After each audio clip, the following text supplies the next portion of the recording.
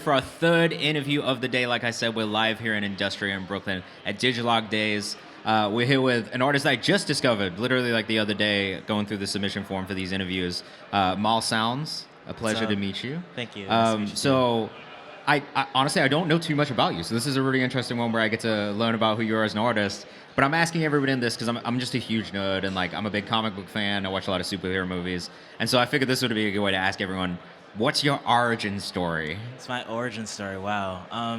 Okay, so quick rundown. I've been making music since high school, but my origin story, this current phase of music, started in 2020. I went to go visit some family in Spain, like 4 weeks before everything shut down, basically. Which part of Spain? Valencia, Spain. Beautiful. Yeah, my abuela's there, and so I just happened to be there, and I was trapped there for like 5 months because there were no flights. My flight got canceled. So I managed to just like order like an AT2020 microphone and a Scarlett interface, and I recorded my first EP like in my bedroom because there was nothing else to do. Yeah, that's actually mad cool though. At the same time, So that's my origin story. No, it was like cool. It was, as far as COVID stories go, it's pretty chill, good vibe. You know what I mean? And that music is out, so.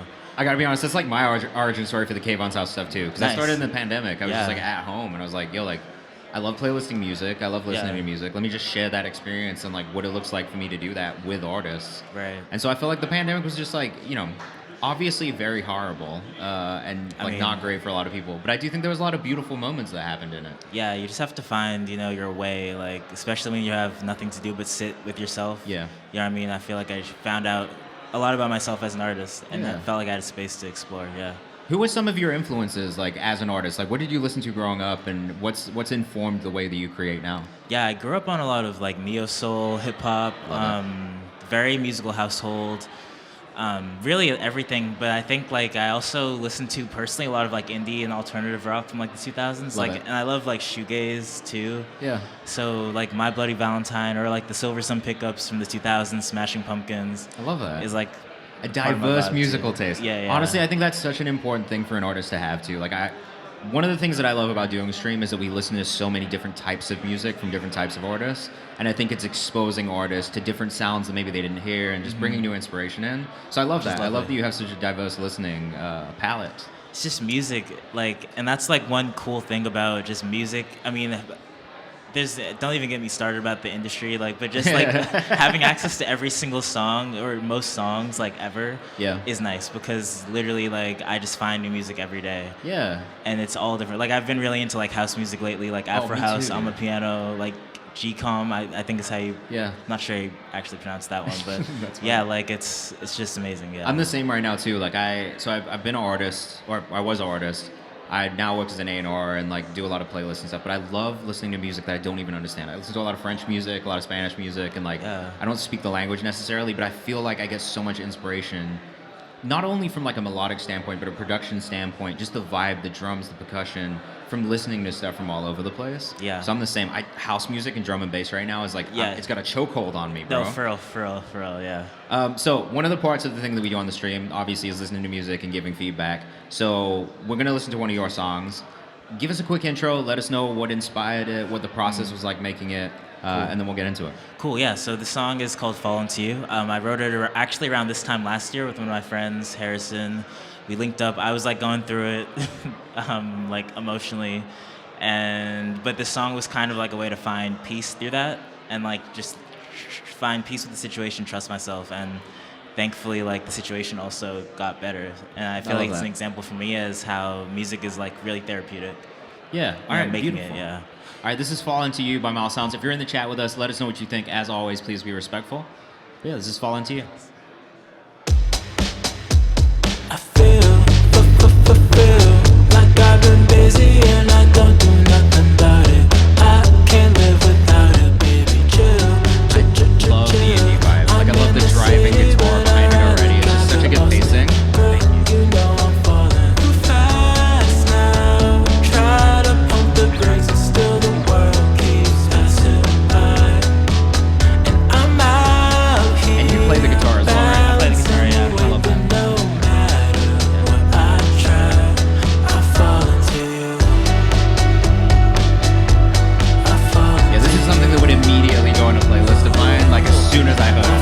Not even any like. I wouldn't have to second guess it. Not for 1 second. Like playlist immediately. Thank you, thank you. Yeah, I mean, I have to give props to my friend Harrison. We produced it together. Like, he's also super talented. Yeah. And we made the song literally 2 sessions. I love that, man. 2 sessions, like, so fast. I feel like those songs that come together very quickly, they're always the best ones. 'Cause it's just like so natural that you don't have to go back and think about it a bunch of times. Yeah. But you can feel it. You can feel the chemistry from both of the track as well, which is really great.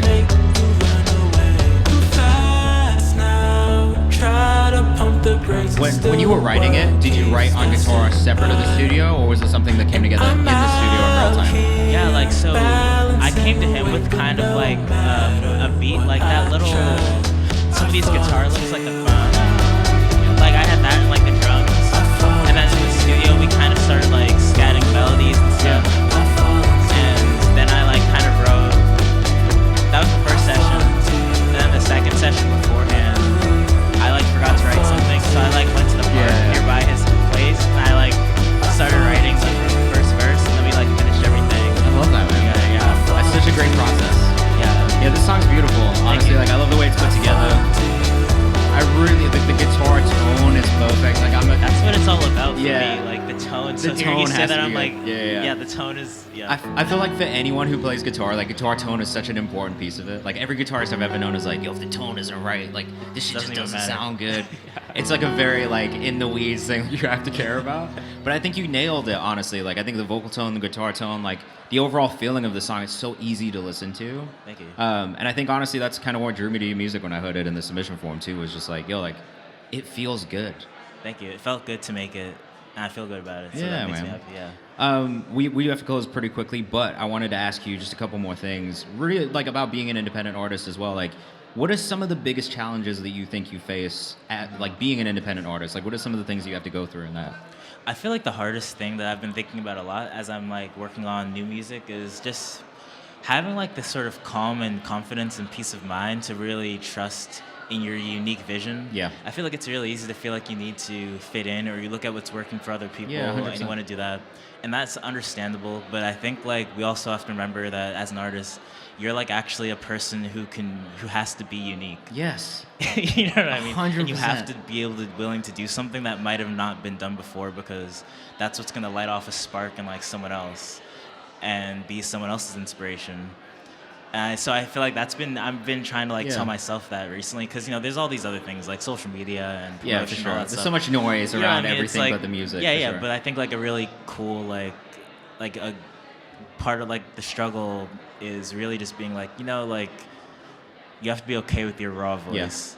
You know. No, I love that. I Yeah. think that's such an important mindset to have too. Like even going into creating, like I think for me, I listen to so much music, right? Like there's literally weeks where I listen to like 1,000 songs, and it's like stupid. Like I'm just like flipping through things and being like, if something catches my ear, I'm gonna listen to the whole thing. But if not, Yeah. I'm gonna move on pretty quickly. And I think like more often than not, when I get really excited about artists, it's when they are pushing boundaries a little bit and just doing what feels authentic to them and not chasing something that someone else is making or a sound that is like popular. You know what I mean? And I think that was something that I heard in your music as well. Was just like there was an authenticity that came through immediately that for me was like, all right, like yeah, I love this. Cool. So I love that for you. What are you excited about going into 2025 as well? Like what are you working on? Yeah, 2025. I'm working on my first album. Oh, sick. Yeah, so that's just the whole thing. But I'm excited about it. It's fun and it's fulfilling. And I would like to say it'll be done in 2025, but the process is the process. It takes the time it's gonna take. Yeah. But I have, I'm feeling good about it. I have like 13 songs. Oh, sick. So it's like coming along. But I love that, man. One of the things we like to do on stream too is I always pull up the socials like while we're actually listening to true. music, and we'll tell people to go follow. So if you're in there, make sure you go follow, but let everybody know where they can follow you and keep up with your music. Yeah. And definitely make sure you keep me updated too, because this stuff is going in playlists. Cool, thank you. Yeah, my Instagram is Mal Sounds, MAL Sounds. Really, any other social media platform is the same thing, MAL Sounds. YouTube, check out my YouTube videos, my music videos. I love consistency. Yeah. Something I'm a very big fan of. Yes. Yeah, thank you so much for your time, man. It's such a Thank pleasure you. to meet you in It person. was Like I great said, to I'm a meet fan you. of the music, so I can't wait to listen to more. Thank you.